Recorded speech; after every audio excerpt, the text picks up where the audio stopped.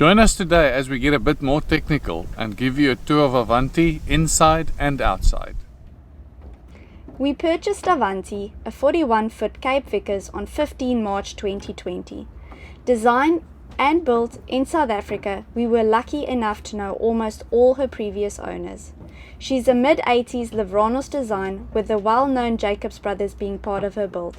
Her hull was built in the early 90s, but she was only finished and launched in 2000, the last of her kind. She has 2 cabins. We prefer the forepeak, where we've got a big hatch for good ventilation and a view of the stars as we sleep. The port quarter berth is obviously at the back of the boat. It can sleep 2 if you have to, but it's quite a tight fit. But it's a very comfortable bed for 1. It's got good ventilation, portholes on both sides, and some storage space with some additional storage space over here. Under the quarter berth bed we have the main batteries and the main electrics.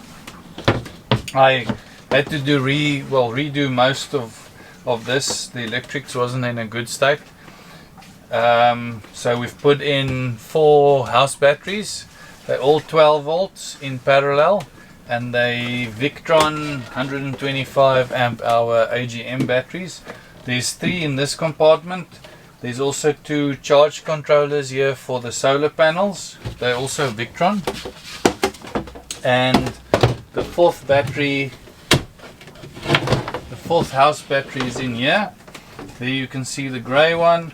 Next to that is a starter battery that's dedicated to start the engine, and also a Victron inverter that supplies our 220 volt appliances. We don't have many of those, but we use it for charging mainly laptops and things like that. Then what I've also done to get rid of the heat generated by the charge controllers is I've put in a very simple little temperature controller. So you can see the temperature in here gets quite hot. It's 30 degrees and outside it's probably about 28 degrees. So there's a little fan connected to this controller, and it switches on when it gets hot, just to dissipate a little bit of the heat that's generated by the charge controllers. They don't generate too much, so just a little computer fan is enough. We have 2 heads on Avanti. One is on the port side and one on the starboard side. The port side one is in the front of the boat. This one is electric, so it's just a push of a button.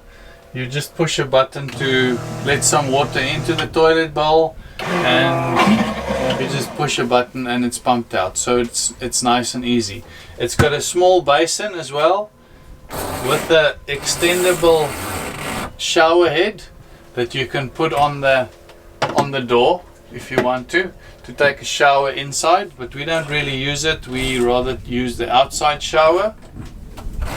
If you do use the shower, it's got a sump in the floor with a little bilge pump, so the water from the shower is just pumped into the basin and it's drained outside of the boat. The starboard head is in the back of the boat. This one is a manual toilet, so it's got the traditional manual Jabsco pump, where you pump in water and pump out water at the same time. Our saloon is the middle part of the boat, and it's not that big as one would expect with our wide beam, because we've got a lot of storage behind these cupboards and storage behind these seats, as well as the freshwater tanks that's below the bunks. We also have some storage in the saloon table, and the saloon table is quite nifty. The wings kind of fold up, and then it forms quite a nice big dining table, and you can fit in quite a lot of people here if you want to.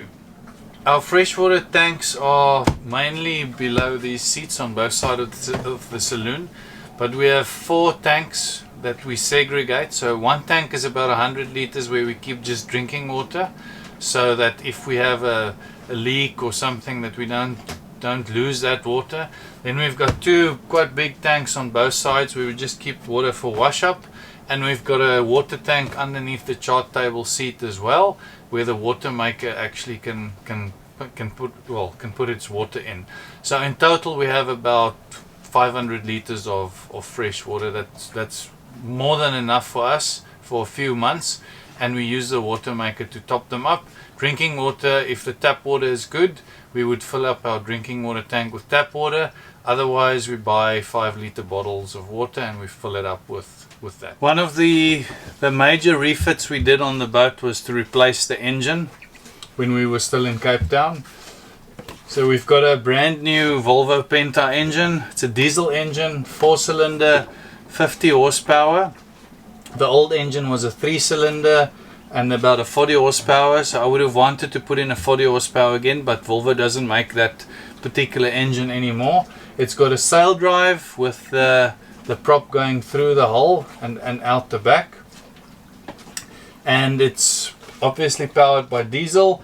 It's cooled with a seawater circuit, so seawater is sucked up through the hull and through a heat exchanger that cools the engine that runs in a normal freshwater or coolant like a normal car engine.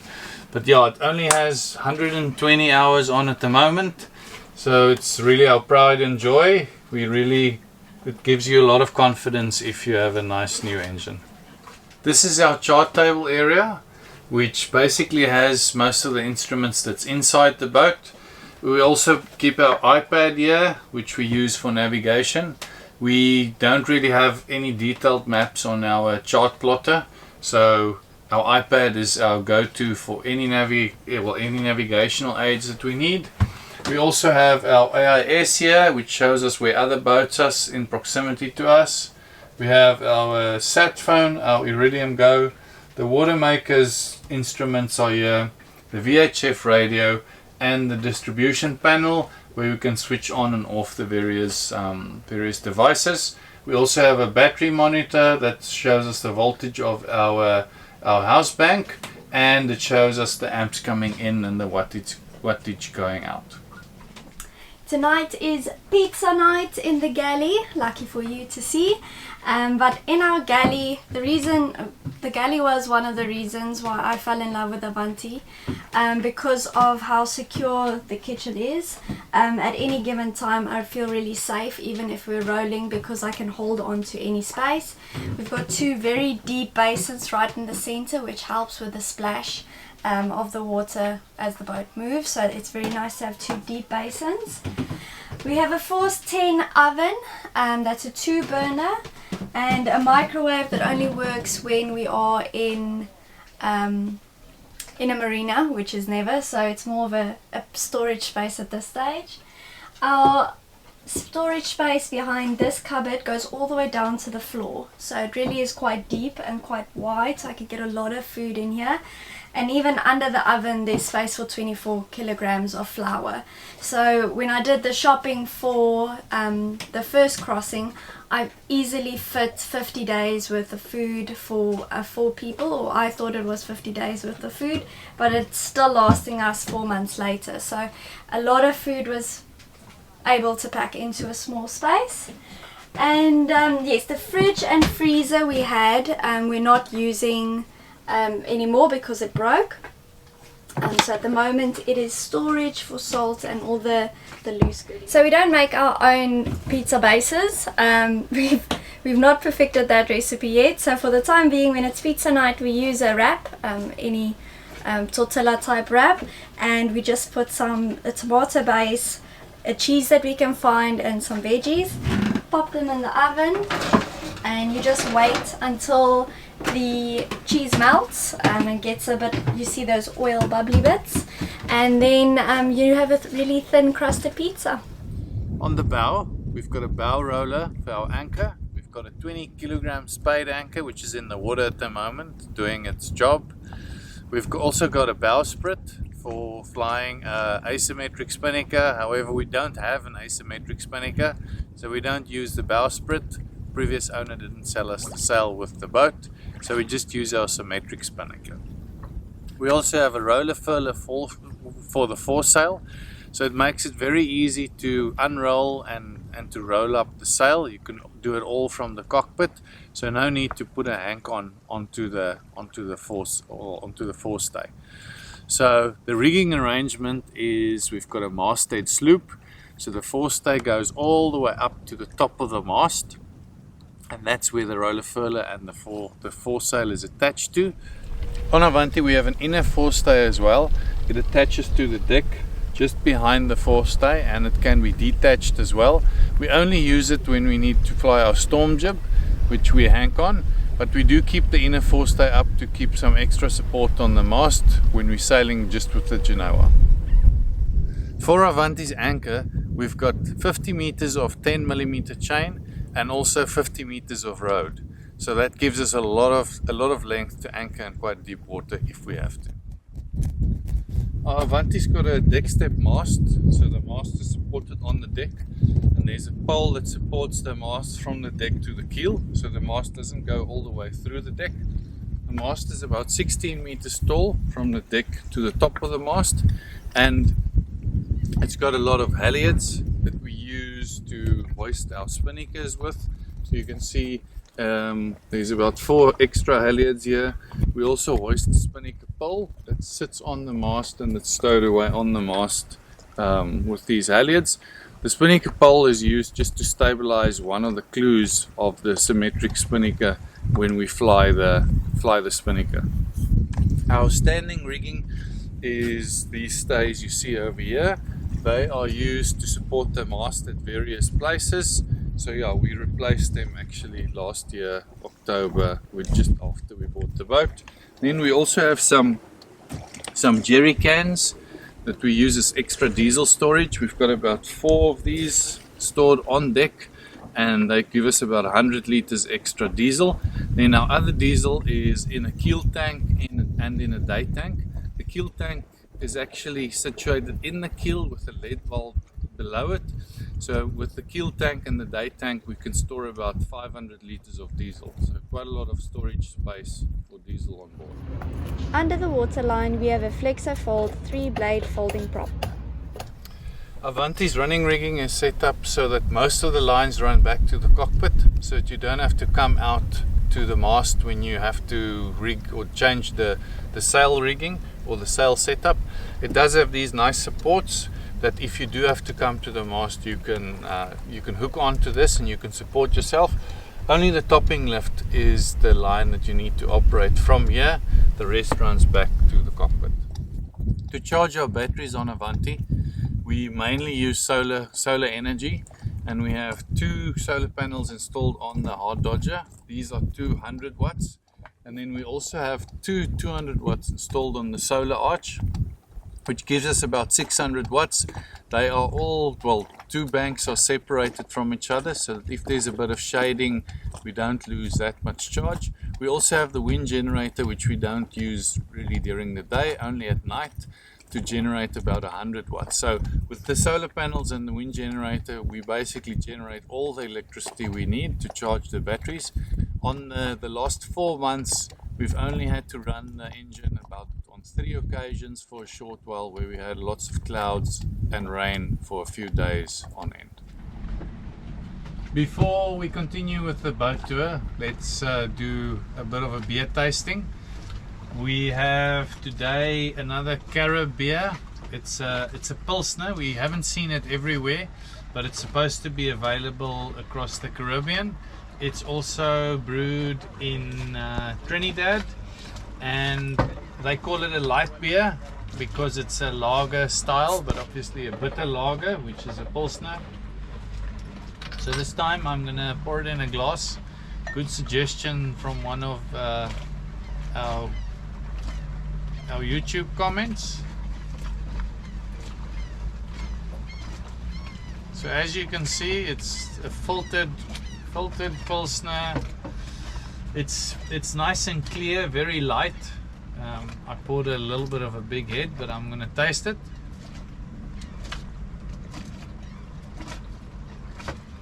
As you know, I'm a Pilsner fan, and this is a really good Pilsner. It's a little bit malty, but I actually like it, so I will definitely give this a 7 out of 10. Very good beer. Its cost is about also $1.50 in the supermarket, US dollars, and $4 or $5 US dollars in the restaurant. So if you buy it at the supermarket, it's good value for money, so definitely a 7 out of 10. In the cockpit is where we spend majority of our days or time in our days, and for that reason having a hard dodger really is amazing. Most monohulls don't come with this type of hard dodger, and when we were cruising the south coast of the coast of South America rather, we had a lot of waves coming over the beam, and then being able to sit here and hide from it is really amazing. The other nice feature of having a hard dodger is that we've got the main sheet traveller on top of it, so it's completely out of the way in the cockpit itself. We also have the nice bimini to give us some shade when we spend our days outside in the sun. We also have a really nice fold away table, which for safety's sake, if it's really rolly and we need to work lines, is amazing that it folds away completely and we've got space to work. And of course, when we're missing South Africa, we do have a little barbecue that we could do charcoal fires and do a small braai.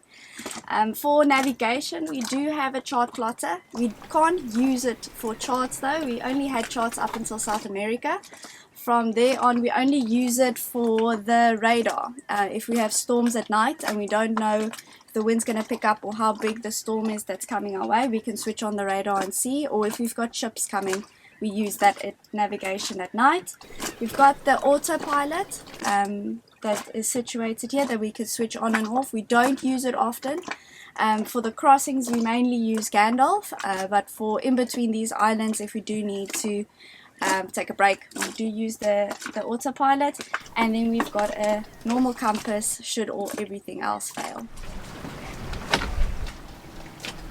On the starboard side of the cockpit, we've got this massive lazarette that we mainly use to house our camping freezer. The freezer is a 45-litre Dometic camping fridge. It can be set as a fridge or a freezer. We use it as a freezer just to get our meat or frozen meat, to keep that. We've been keeping that for about 4 months since we've left South Africa. It also houses our Spectra water maker.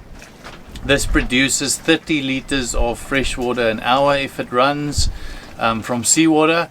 So we use this quite often to top up our freshwater tanks. This unit can run off the batteries. You don't have to start the engine, so our batteries are sufficient to power this. It draws about 10 amps when it runs. This area has also got a lot of space for storage, so we've got extra lines, cleaning stuff. My kite surfing gear is back there. You can probably fit 3 or 5 humans in there. The space goes all the way back to the steering cables where the steering connect to the rudder, so lots of storage available. The small steering wheel that's attached to the larger steering wheel is for Gandalf's or the Wind Pilot's control lines. We attach these when we use Gandalf's to steer the boat. With Gandalf steering the boat, we don't have to use the electric autopilot, so we save a lot of power, and Gandalf actually does a very good job at steering the boat on the right course. We also have our engine control panel over here where we start and stop the engine. There's a rev counter, an hour meter, and any alarms if the temperature of the engine gets too hot will sound over here. And the engine throttle is also in this area, so everything's nice and close if you have to control the boat. Our gas locker is also situated underneath the steering area, so we've got three gas bottles in here, 2 5 kilograms and 1 3 kilogram bottle. That's just for the oven, so the oven is obviously gas, and 1 5 kg bottle lasts us about 5 weeks. So in total we have more than 3 months of gas supply if we fill these. On the transom we have the backstay. It's an adjustable backstay, so you can adjust it with a winch handle, the tension in it, to adjust the setting on the sails. We also have the Wind Pilot installed here. So that's a little bit in the way of these steps that we use to get off the boat into the dinghy, but we can manage that. We also have a shower over here, so you can stand on the transom steps and take a shower. Boat tours have to be the most boring videos on earth, but thank you for sticking with us as we answered some of your questions. If there's anyone we missed, please leave us a comment and we'll answer. Next week we head east to St. Martin to try and sort out our windlass, but Calypso has other plans and we make an unplanned stop which turns out to be paradise.